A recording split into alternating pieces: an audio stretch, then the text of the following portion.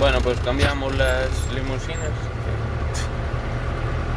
y nada, vamos para casa, que las metí en esta finca que tiene mucho que pastar y bueno, ya están algunas echadas, pero bueno, por ahí quedan, pastoreando. No se ven todas, que hay tanta hierba que los terneros aparecen en la hierba. Y así que nada, queda esta zona cerrada y bueno, también bajamos las vallas que subimos para descargar las vacas en Casteu y preparé la manga, que pronto vamos a tener que vacunar contra el tema del mosquito, del EHS. Y nada, pues quedan ahí listas.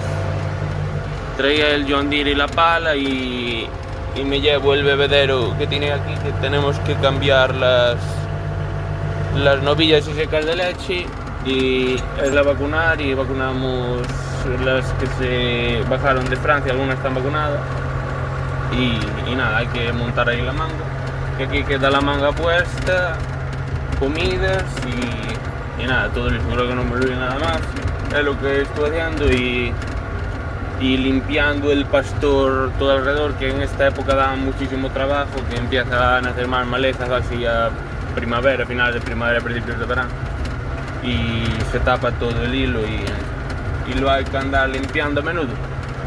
Así que nada, queda todo listo y me llevo este bebedero. Aún tengo que, es un desastre, a ver si ven un día a amontonar estos rulos, bueno, que tengo por ahí adelante, que se ven por ahí, que está creciendo la hierba. Bueno, como estuvo el tractor estropeado, no tuve tiempo a nada, y tampoco entre las vacas y cerrar las fincas y ensilar y tal, se me fue pasando y son los únicos que se me quedan por amontonar por culpa de que se me estropeó el tractor y tal.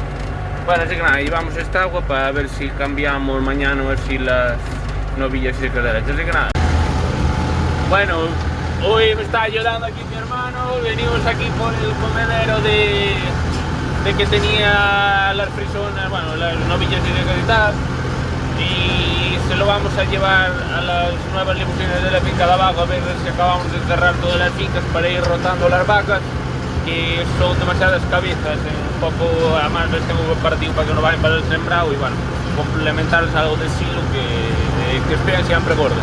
Así que